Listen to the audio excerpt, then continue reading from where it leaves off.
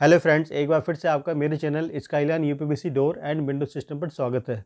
दोस्तों, आज की वीडियो में मैं आपको दिखाने वाला हूं कि किस तरह से एक high rise multi storey building में बालकनी को कवर किया जा सकता है। दोस्तों, ये बालकनी की मेरी तीसरी वीडियो है जिसमें आपको दिखाने वाला हूँ कि किस तरह से एक हाइट में ज़्यादा एक स्लाइडर प्लस केसमेंट विंडो को इंस्टॉल किया जा सकता है, और साथ ही जब बालकनी एंड होती है तो किस तरह से केसमेंट डोर के साथ में उसको एंड करके इंस्टॉल किया जा सकता है। तो दोस्तों, वीडियो में मैं आपको दिखाने वाला हूँ कि किस तरह से हम सेफ्टी फीचर्स का ध्यान रख सकते हैं और कौन कौन सी सावधानियाँ, कौन कौन सी चीज़ें वहाँ पे लगानी चाहिए, वो मैं आपको सारी चीज़ें दिखाऊंगा। तो वीडियो के अंत तक हमारे साथ बने रहिए। आइए शुरू करते हैं। तो हमेशा की तरह जब भी हमें कोई इंस्टॉलेशन करनी होती है तो उससे पहले हमें एरिया को सरफेस क्लियर और क्लीन करना होता है ताकि विंडो अच्छी तरह से इंस्टॉल हो सके।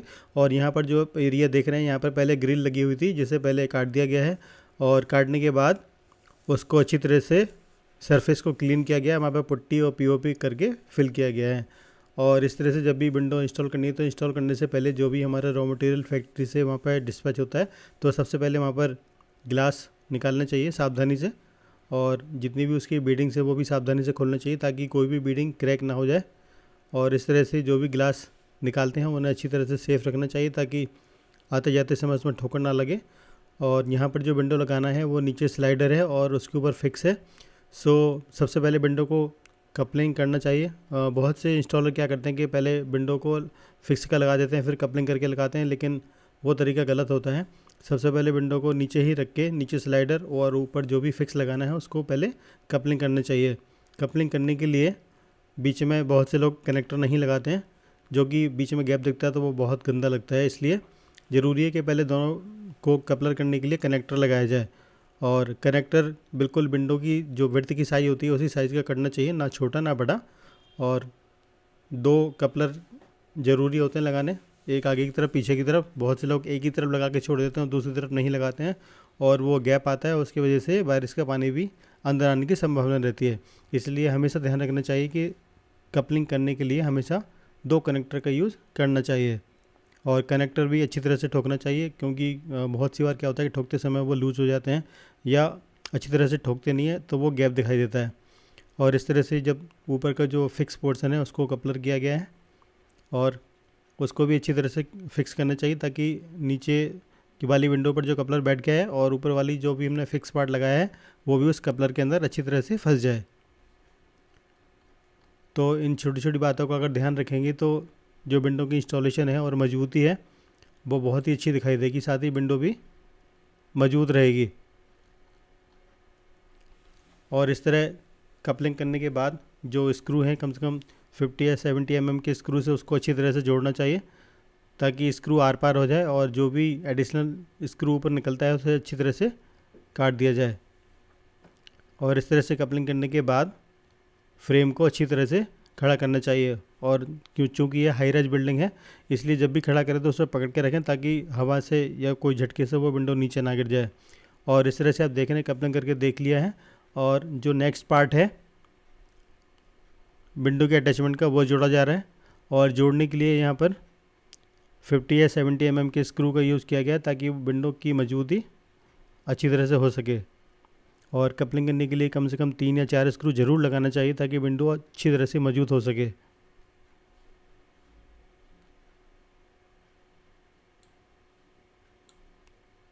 इस तरह से आप देख रहे हैं। और लेफ़्ट साइड में जो पोर्शन अभी एल शेप में लगाया जाएगा उसके लिए पोल का यूज़ किया गया है। आप देख रहे हैं यहाँ पे 60 का पोल है, और पोल को मैं आपको अंदर से दिखाता हूँ। इसके अंदर भी रेनफोर्समेंट डली हुई है। बहुत से फैब्रिकेटर क्या करते हैं कि पोल तो लगा देते हैं बट उसके अंदर वो रेनफोर्समेंट नहीं डालते हैं, जिसकी वजह से पोल की मजबूती नहीं आती। लेकिन यहाँ पर हमने ध्यान रखा है कि हम जो भी विंडो लगाते हैं उसके अंदर भी रेनफोर्समेंट होती है, और उसी सेम थिकनेस की रेनफोर्समेंट हम पोल के अंदर भी डालते हैं ताकि जब भी पोल को विंडो के साथ अटैच किया जाए उसका स्क्रू अच्छी तरह से टाइट हो जाए और उसकी मजबूती भी बरकरार रहे। तो इस तरह से आप देख रहे हैं, पहले हमने पोल अटैचमेंट किया है लेफ़्ट साइड में, और वो भी 50 के स्क्रू से इसको अच्छी तरह से मजबूती से लगाया गया है। और जो भी स्क्रू हम फ्रेम में लगाते हैं वो सीधा जो पोल होता है उसकी रेनफोर्समेंट के अंदर जाता है। उसकी वजह से कभी भी जो पोल है वो लूज़ नहीं होता है और टाइट फिक्सिंग होता है। इसकी वजह से विंडो एकदम मजबूत लगती है। तो यहाँ पर जो राउंड पोल लगाने के बाद में जो भी हम नेक्स्ट विंडो कपलिंग कर रहे हैं उसमें भी सेम पहली वाली विंडो की तरह ध्यान में रखना चाहिए कि हम जो भी स्क्रू लगाएं वो कम से कम 50 mm या 70 mm का ज़रूर हो और स्क्रू आर पार कस जाए। उसके बाद में जो भी हम पोल लगा के विंडो को अटैचमेंट करते हैं वहाँ पर भी ध्यान रखना चाहिए कि जो भी स्क्रू हैं वो आर पार हो जाएँ, यानी कि दूसरे फ्रेम तक वो पहुँच जाएँ ताकि विंडो अच्छी तरह से मजबूत हो सके। और जब भी कपलिंग करें विंडो तो कम से कम 3 या 4 स्क्रू ज़रूर लगाएं। और इस तरह से आप देखने की जो नेक्स्ट विंडो है 3rd नंबर की वो कपलिंग की जा रही है। और यहाँ पर भी आप ऊपर नीचे देखें तो एक कर्व वाली बालकनी है। सो यहाँ पर भी राउंड पोल लगाया जा रहा है। और जब भी राउंड पोल लगाएं तो ऊपर अगर गैप आ रहा है तो नीचे से लेकर पूरी ऊपर की हाइट तक का राउंड पोल काटना चाहिए ताकि उसमें गैप नहीं आए और वो नीचे से लेकर ऊपर तक जो राउंड पोल है वो अच्छी तरह से अटैच हो जाए। और वो ही विंडो को, दोनों तरफ की विंडो को रोक के रखता है। और जब दोनों के बीच में ये आप देख रहे हैं स्क्रू लगाया जा रहा है तो कम से कम 70 mm का स्क्रू यहाँ पर होना चाहिए ताकि पहली फ्रेम से जो स्क्रू लगाते हैं वो बीच में राउंड पोल को पार करते हुए दूसरी फ्रेम तक जाता है। तो इस तरह से आप देखेंगे कभी भी विंडो आपस में हिलेगी नहीं और उसमें कभी भी लोच नहीं आएगी और विंडो में से टाइट बंद होगी। और यहाँ पर आप देख रहे हैं कि चूँकि ये हाई राइज बिल्डिंग है इसलिए जो भी काम करें वो अच्छी तरह से सावधानी से करना चाहिए। और यहाँ पे आप देख रहे हैं कि इस काम के लिए भी कम से कम 4 लोग यहाँ पे लगाए गए हैं ताकि 2 लोग कम से कम फ्रेम को पकड़ सकें और एक उस व्यक्ति को जो कि वहाँ पे इंस्टॉलेशन कर रहा है, ताकि इंस्टॉलेशन करते समय किसी भी तरह का कोई ख़तरा वहाँ पर ना हो। और यहाँ पे आप देख रहे हैं कि नेक्स्ट जो विंडो लगाई जा रही है वो भी यहाँ पे कर्व में है और राउंड पोल लगाने के बाद में उसको जॉइंट किया जा रहा है। और हमेशा ये ध्यान रखना चाहिए कि विंडो हमेशा पोल से सट के लगाई गई हो ताकि उसमें बिल्कुल भी गैप ना आए।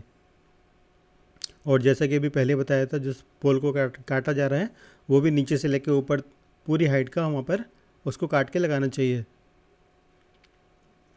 और इस तरह से उसको अच्छी तरह से पकड़ के उसमें 3 या 4 स्क्रू ज़रूर लगाना चाहिए ताकि वो मजबूत रहे, क्योंकि ये राउंड शेप की एल शेप की बालकनी है और यहाँ पर अधिकतर सोसाइटियों में विंड प्रेशर बहुत तेज़ होता है। इसलिए विंडो की मजबूती के लिए ज़रूरी है कि वहाँ पर अच्छी किस्म के बढ़िया वाले कम से कम 50 mm के स्क्रू वहाँ पर लगाए गए हों और ज़्यादा गैप ऊपर ना आए, इसलिए अच्छी तरह से पैकिंग लगानी चाहिए। पैकिंग लगाने का फ़ायदा ये होता है कि जब भी हम फास्टनर को टाइट करते हैं तो पैकिंग को बीच में ज़रूर होना चाहिए ताकि वो जो फास्टनर है वो अच्छी तरह से टाइट हो सके।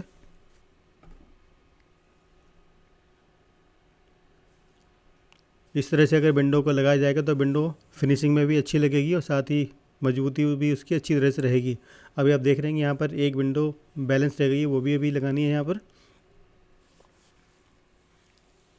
सो ये भी थोड़ा कर्व में आ रहे हैं इसलिए यहाँ पर भी राउंड पोल लगाया जा रहा है। और पोल लगाते समय हमेशा सावधानी से ज़रूर ध्यान रखना चाहिए ताकि किसी भी तरह की कोई भी दुर्घटना होने की संभावना वहाँ पर ना रहे। सो एक आदमी अच्छी तरह से उसे पकड़ के रखेगा और दूसरा उसके स्क्रू टाइट करेगा। और जैसे जैसे एक एक विंडो लगती चली जाएगी वैसे वैसे जो नेक्स्ट विंडो लगाएंगे तो वो उसको पकड़ने में भी आसानी रहती है और गिरने की संभावना भी नहीं होती है।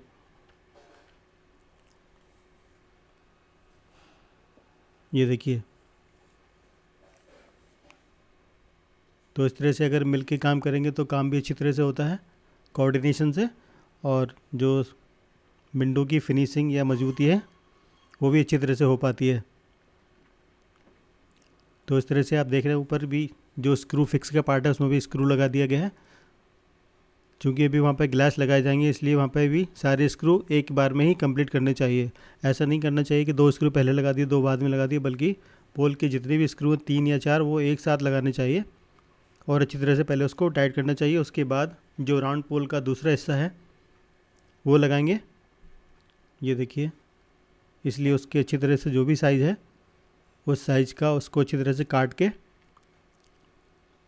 और कभी भी पोल छोटा नहीं होना चाहिए और विंडो की हाइट से हमेशा बड़ा होना चाहिए पोल, ताकि वो नीचे से लेकर ऊपर तक पूरा टाइट हो जाए। और इस तरह से जब ये लास्ट वाली विंडो लगाई जा रही है तो इसमें भी बिल्कुल जो वॉल का फेस होता है उस फेस से मिला के लगानी चाहिए ताकि जो उसकी फिनिशिंग है वो अंदर से देखने में बहुत अच्छी लगती है।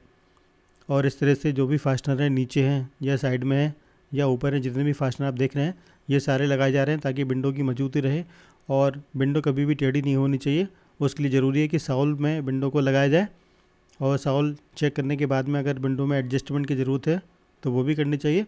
साथ ही आप देख रहे हैं कि ऊपर जो फास्टनर लगाया जा रहा है, ये फास्टनर हमेशा बाहर की तरफ नहीं होना चाहिए बल्कि अंदर की साइड में टेढ़ा करके लगाना चाहिए, ताकि जो दीवार है या ऊपर की जो छत है वो बाहर की तरफ से कभी भी फटने की संभावना उसमें नहीं रहती है। इसलिए अगर दीवार ऊपर पतली है तो हमेशा टेढ़ा करके फास्टनर लगाना चाहिए। और इस तरह से आप देख रहे हैं ये लास्ट वाली जो विंडो है उसको लगाया जा रहा है। और चूंकि यहाँ पर अभी एक केसमेंट डोर आएगा एल शेप में, इसलिए यहाँ पर भी एक स्क्वायर पोल लगाया जा रहा है। तो आप देख रहे हैं स्क्वायर पोल लगाने के लिए इस विंडो के अंदर से पहले स्क्रू लगाए जा रहे हैं।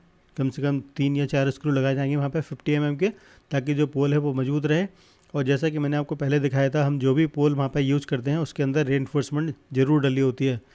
अगर रेनफोर्समेंट नहीं होगी तो पोल मजबूत नहीं लगेगा। और यहाँ पर आप देख रहे हैं एल शेप में यहाँ पर केसमेंट डोर लगाया गया है, और जो हमने पोल अभी लगाया था उसी पोल से इस केसमेंट डोर को लगाया गया है। और इस तरह से केसमेंट डोर की फ्रेम से जो स्क्रू हैं वो पोल में लगाए जा रहे हैं, ताकि डोर की फ्रेम अच्छी तरह से मजबूती से लग सके।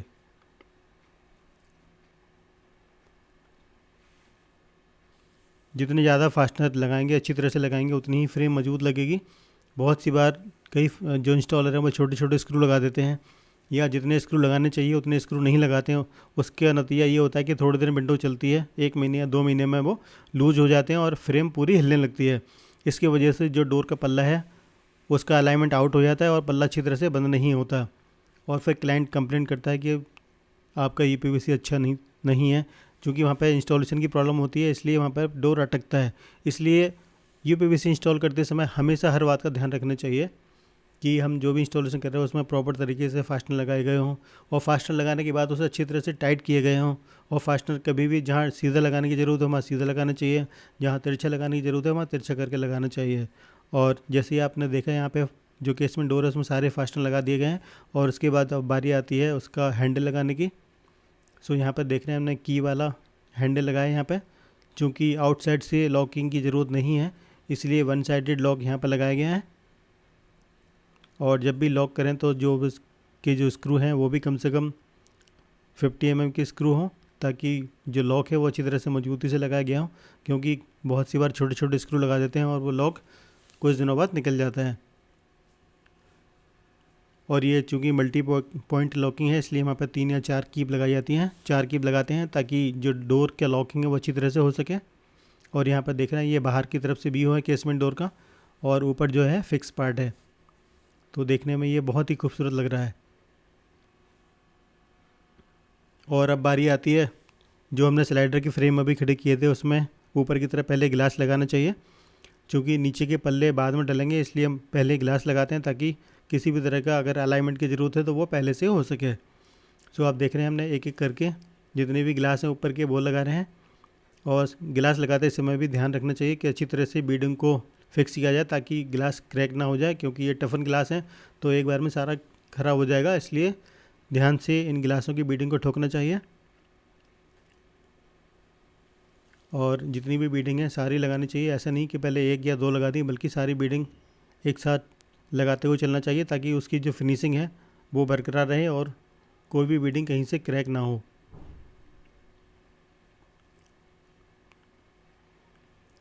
इस तरह से आप देख रहे हैं कि जितने भी ग्लासेस हैं वो सारे लगा दिए गए हैं। और उसके बाद जो बारी आती है वो है स्लाइडर में पल्ले डालने की। सो यहाँ पे एक एक करके अभी सारे पल्ले डाले जाएंगे। और यहाँ पे 3 ट्रैक का ऑप्शन नहीं है, क्योंकि 3 ट्रैक का ऑप्शन रूम के अंदर दिया गया है, इसलिए जो बाहर की बालकनी है वो सारी 2 ट्रैक वाली हैं।